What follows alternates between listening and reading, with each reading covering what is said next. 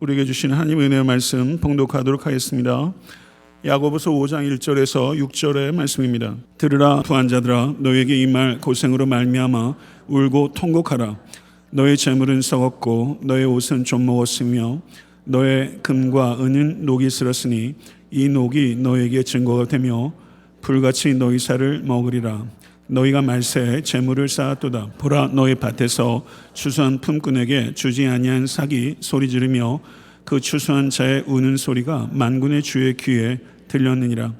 너희가 땅에서 사치하고 방종하여 살육의 날에 너희 마음을 살찌게 하였도다. 너희는 의인을 정죄하고 죽였으나 그는 너희에게 대항하지 아니하였느니라. 아멘. 하나님의 말씀입니다. 잠깐 기도하고 말씀 앞으로 나가도록 하겠습니다. 존귀하신 아버지 하나님, 이렇게 화창하고 찬란한 또 가을의 계절들을 저희도 허락하여 주신 감사합니다. 우리에게 주어지는 이 평범한 일상들을 가장 감사하는 경건한 성도가 될 수 있기를 원합니다. 매주 드리는 이 예배 가운데서도 하나님, 우리가 예배 드릴 수 있다는 것을 감격하며 우리의 모든 것들을 주님께 드리는 그런 귀한 마음이 담긴 예배가 될 수 있기를 원합니다. 이 예배 가운데 좌정하여 주시사 하나님의 영광을 나타내시고 또 부족한 중 하나님의 말씀을 증거할 때 나에게 주시는 말씀으로 겸손하게 받으며 하늘의 능력으로 새 힘을 얻는 귀한 시간 될 수 있도록 함께하여 주시옵소서. 예수 그리스도 이름으로 간절히 기도드렸사옵나이다. 아멘. 1923년도 시카고의 한 호화로운 호텔에서 당대 미국에서 가장 부유한 거물들이 모였습니다. 베들레헴 철강에서 사장인 찰스 M. 슈왑이라는 사람과 뉴욕 증권거래소 사장인 리처드 위트니, 내무부 장관 엘버트 펄, 그리고 월스트리트의 거부 제시 리버모어, 그리고 세계 최대 성냥 전매회사 사장 이바 크루거 등이 모였다고 합니다. 그들이 주물렀던 돈의 액수가 미 재무성의 총 자산보다 많았다고 하니 이 사람들이 얼마나 대단한 사람들인지 우리가 짐작할 수 있습니다.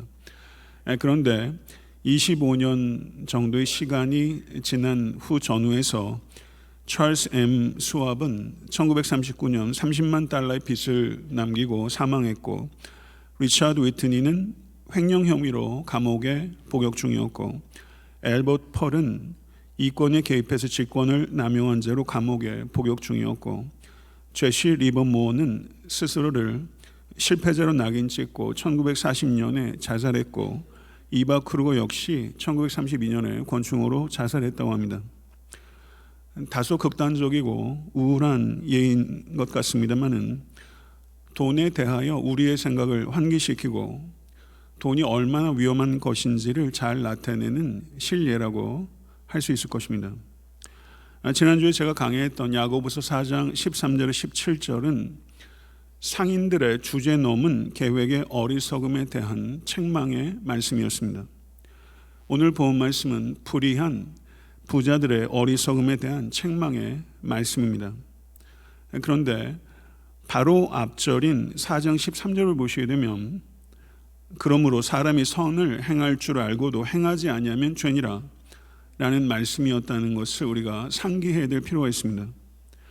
그렇다면 오늘 본문은 선을 행할 줄 알고도 행하지 아니한 죄의 한 실례로서 돈으로 선을 행하지 않은 죄에 대한 말씀으로 우리가 이해할 수 있을 것입니다. 그리고 다음 주에 제가 강의하게 될 5장 7절부터 12절은 불의한 부자의 억압에 대한 믿는 자의 반응이 어떠해야 하는지에 대한 말씀이 될 것입니다. 오늘 본 말씀은 불의한 부자들에 대한 혹독한 정죄와 그러한 정죄의 배경이 되는 4가지 고발들로 이루어져 있습니다. 이 단락에서 야고보 사도가 사용하는 언어의 강도는 가난한 자들을 억압하는 부자들에 대해서 맹렬한 비난을 쏟아내었던 구약의 아모스 선지자의 언어만큼이나 강렬합니다.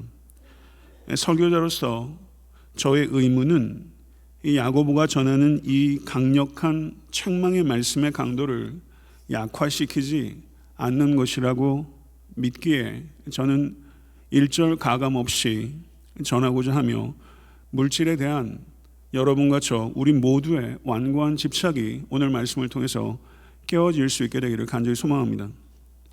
1절의 말씀을 보시기 바랍니다.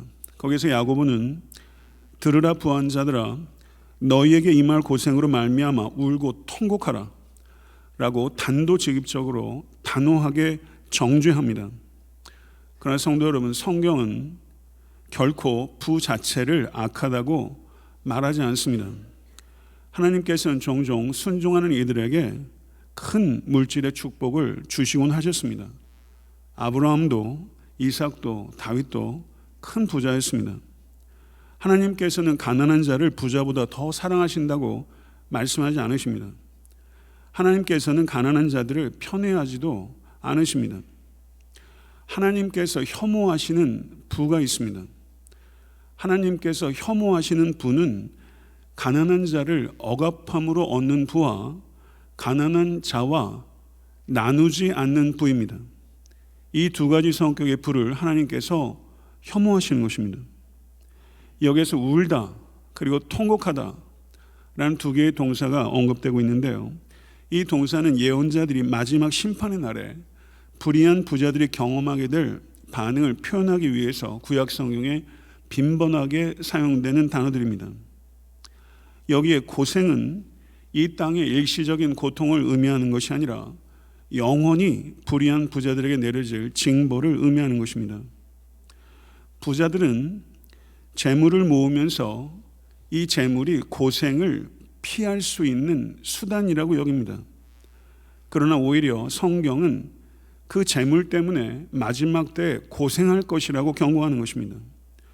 부한 사람들이 열심히 쌓고 있는 재물은 사실상 심판의 날에 그들에게 고스란히 돌아가게 될 고생이라고 성경 우리에게 말씀하고 있는 것입니다. 2절에서 3절의 말씀은 이 불의한 부자들에 대한 첫 번째 고발로서 불의한 부자들의 쌓는 죄에 대해서 고발합니다. 2절과 3절을 같이 다시 한번 읽어보겠습니다. 너희 재물은 썩었고 너희 옷은 좀 먹었으며 너희 금과 은은 녹이 슬었으니 이 녹이 너희에게 증거가 되며 불같이 너희 살을 먹으리라. 너희가 말세에 재물을 쌓았도다.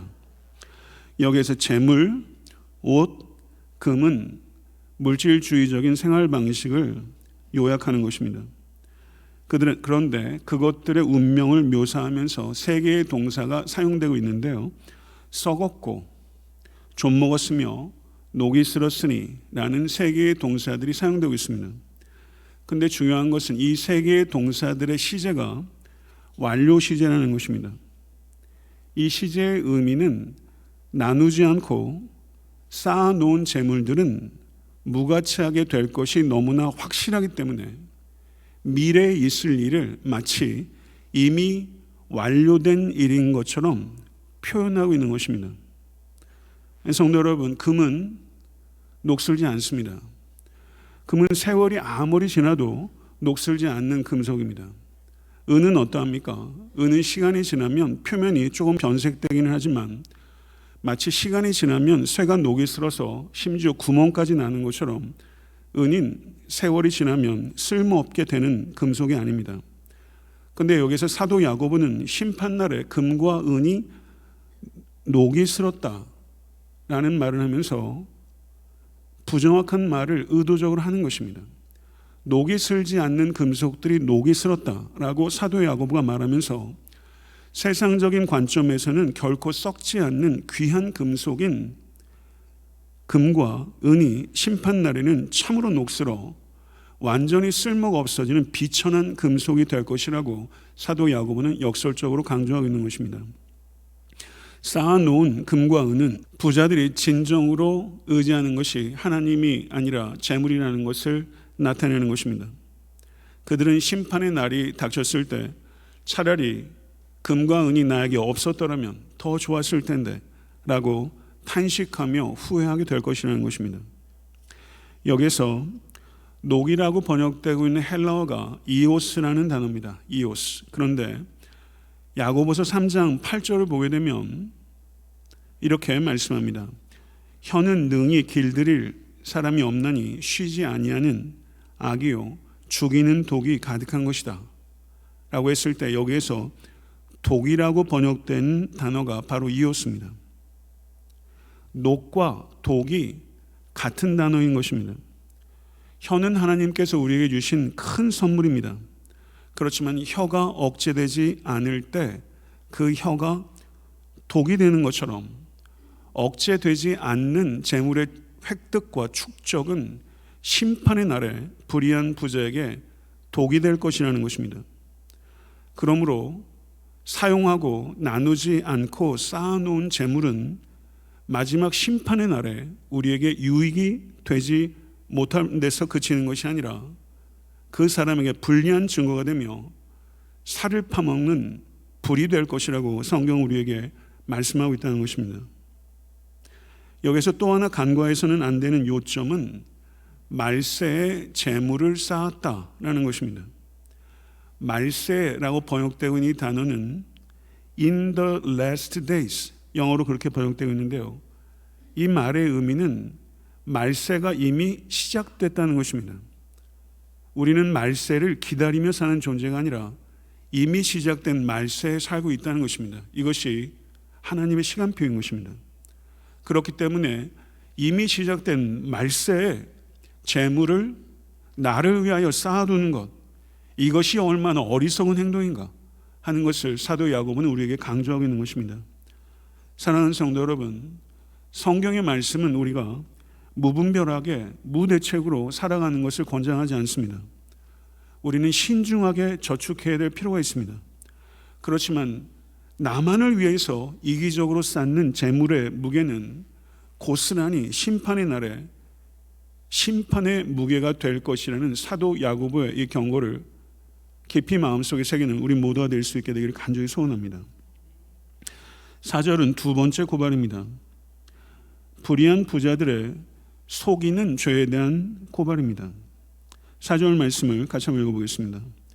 보라, 너희 밭에서 추수한 품꾼에게 주지 아니한 삭이 소리 지르며 그 추수한 자의 우는 소리가 만군의 주의 귀에 들렸느니라. 여기에서 하나님을 만군의 주라고 호칭하고 있는 것을 우리가 주의 있게 살펴야 됩니다.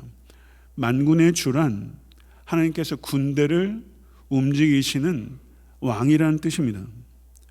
하나님의 귀는 특별히 착취당하는 사람들의 소리에 민감하십니다.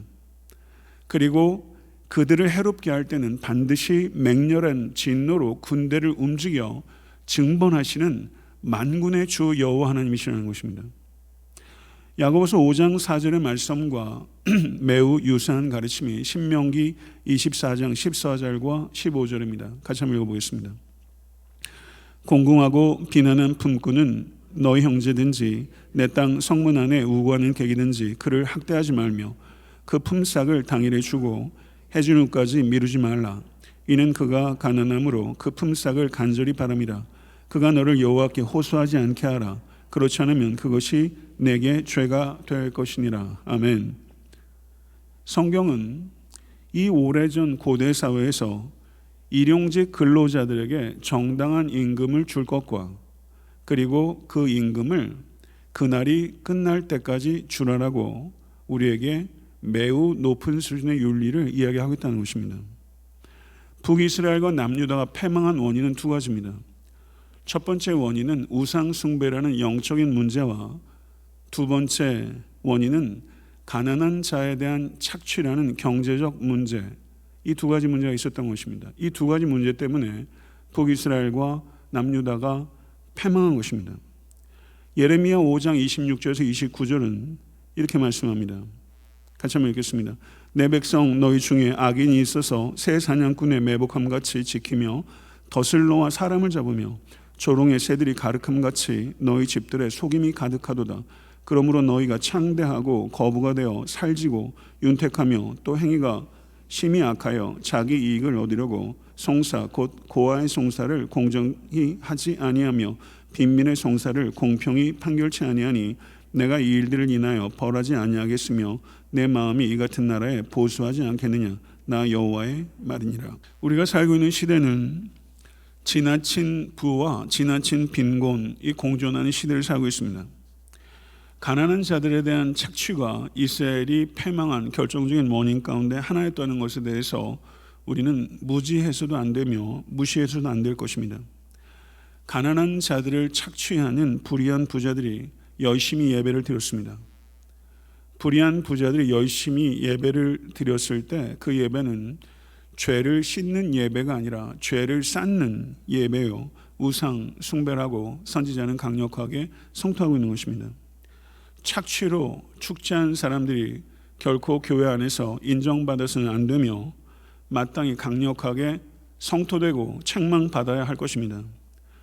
가난한 자들의 생존이 부자들의 이윤보다 우선한다고 살아계신 하나님은 성경에서 말씀하고 있는 것입니다. 우리 모두 생명을 재물보다 귀히 여기며 생명을 섬기기 위해 우리의 재물을 버겁도록 사용하는 삶을 살아가는 우리 모두가 될 수 있게 되기를 간절히 소원합니다. 5절은 세 번째 고발입니다. 불의한 부자들의 방종하는 죄에 대해서 고발하고 있습니다. 5절의 말씀을 읽겠습니다. 너희가 땅에서 사치하고 방종하여 살육의 날에 너희 마음을 살찌게 하였도다. 삭을 정당하게 주지 않고 삭을 제때 주지 않는 것은 가난한 자들을 속이는 악한 죄이며, 그렇게 속여서 축제한 돈으로 사치와 방종에 빠지는 것은 더더욱 악한 죄가 되는 것입니다. 살찌우는 것은 도살장의 가축을 끌고 가기 전에 행하는 것입니다. 이 세상에서 사치와 방종에 몰두하며 살아가는 것은 자기 자신을 살찌우는 가축처럼 여기며 살아가는 것이라고 하는 사도 야고보의 신랄한 풍자가 여기 있는 것입니다. 아모스서 6장 1절은 이렇게 말씀합니다. 화 있을진저 시온에서 교만한 자와 사마리아 산에서 마음이 든든한 자, 곧 백성들의 머리인 지도자들이여 이스라엘 집이 그들을 따르는도다 라고 말씀합니다. 아모스가 예언할 당시 북이스라엘은 전례가 없을 정도로 경제적 번영과 군사적 안정을 누리고 있을 때였습니다. 경제적으로 번영과 군사적으로 안정되자 이스라엘 백성들은 스스로를 높이고 스스로를 의지하는 심각한 죄를 범했던 것입니다. 4절에서 6절의 말씀을 보게 되면 부유함으로 자기 우월감에 사로잡힌 이스라엘 백성들이 한계가 없이 사치하고 무절제한 삶을 사는 것에 대해서 엄중한 경고의 말씀이 기록되어 있습니다. 아모스서 6장 4절에서 6절의 말씀을 같이 한번 읽어보겠습니다. 상하상에 누우며 침상에서 기지개 켜며 양떼에서 어린 양과 우리에서 송아지를 취하여 먹고 비파에 맞추어 헛된 노래를 지절거리며 다윗처럼 자기를 위하여 악기를 제조하며 대접으로 포도주를 마시며 귀한 기름을 몸에 바르면서 요셉의 환난을 인하여는 근심치 아니하는 자로다, 이렇게 말하고 있습니다. 서구 그리스도인들의 모습을 그대로 적나라하게 사실적으로 묘사하고 있는 것 같지 않습니까? 한국 그리스도인들은 이런 모습을 갖고 있지 않습니까? 이스라엘 사람들은 자신들의 사치와 방종을 위해서 가난한 사람들의 필요를 아랑곳하지 않고 오히려 가난한 사람들을 착취하고 억압했습니다.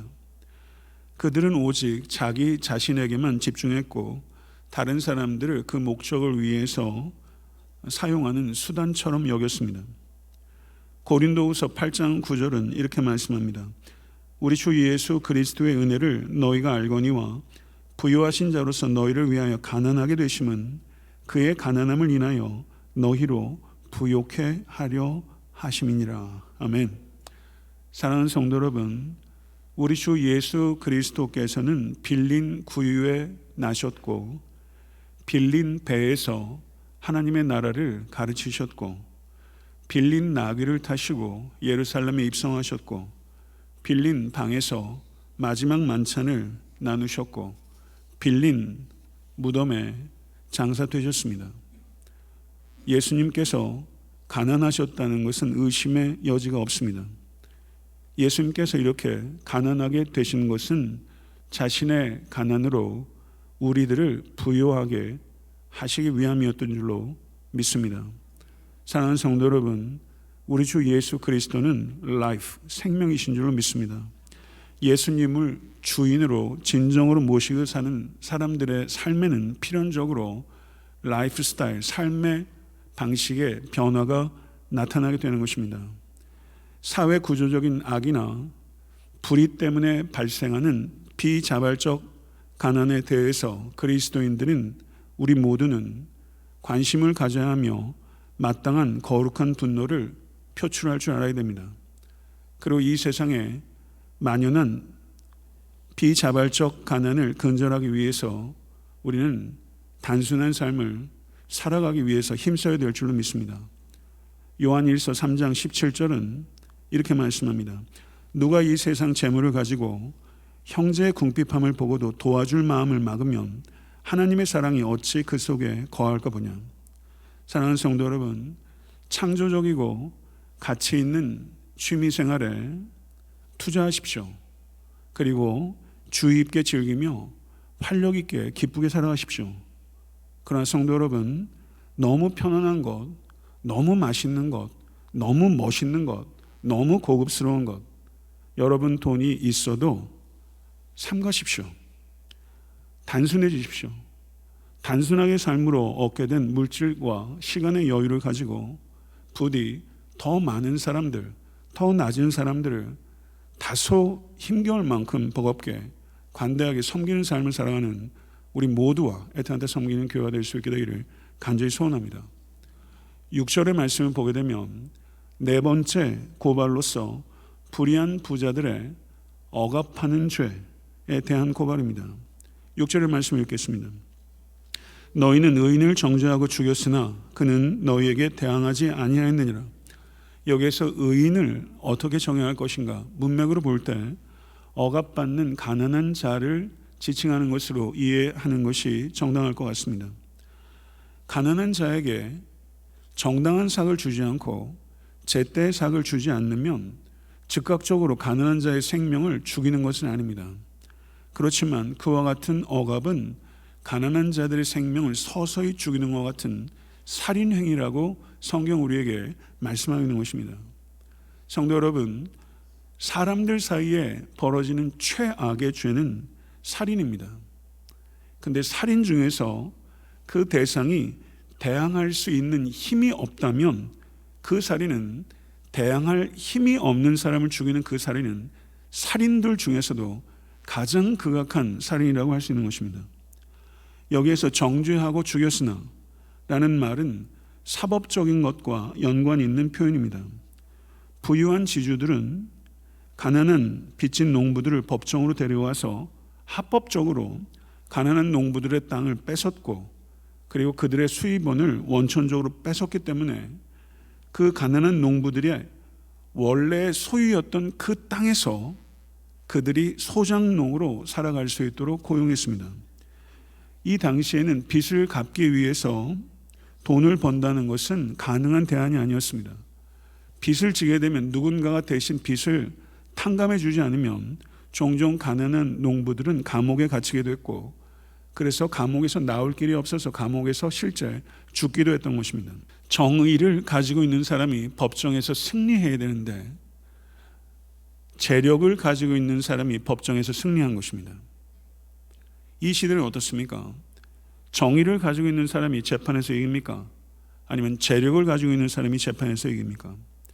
재판은 본시 힘없고 가난한 자들을 위해 존재해야 하는데, 재판이 가난한 자들을 마음껏 유린하고 힘있고 부유한 사람들을 지키는 수단으로 전락한 것은 단지 고대 사회뿐만 아니라 지금 우리의 현실이기도 할 것입니다. 골로새서 3장 5절은 이렇게 말씀합니다. 그러므로 땅에 있는 지체를 죽이라. 곧 음란과 부정과 사욕과 악한 정욕과 탐심이니 탐심은 우상숭배니라. 성도 여러분, 집요한 탐욕의 대상 내려놓으실 수 있게 간절히 바랍니다. 집요한 탐심의 대상은 궁극적으로 하나님의 자리를 차지하게 될 것이고 우상이 될 것이라는 엄중한 경고의 말씀인 것입니다. 탐심을 제어하십시오. 탐심을 제어하지 못하면 계략으로 발전하게 되고, 계략이 행동으로 옮겨지는 과정에서 수많은 속임수들을 사용하게 될 것이며, 마침내는 급기야 힘없고 가난한 자들을 죽이게 되는 살인자가 될 것입니다. 말씀을 맺겠습니다. 돈은 악한 것이 아니라 위험한 것입니다. 억압함으로 얻은 부와 나누지 않는 부는 하나님께서 혐오하시는 부라는 것을 부디 잊지 않으실 수 있기를 간절히 바랍니다. 불의한 부자들이 재산을 쌓는 것은 마지막 심판의 날에 그들이 받게 될 고생을 쌓는 것입니다. 불의한 재물의 획득과 축적은 득이 되는 것이 아니라 이오스, 독이 될 것입니다.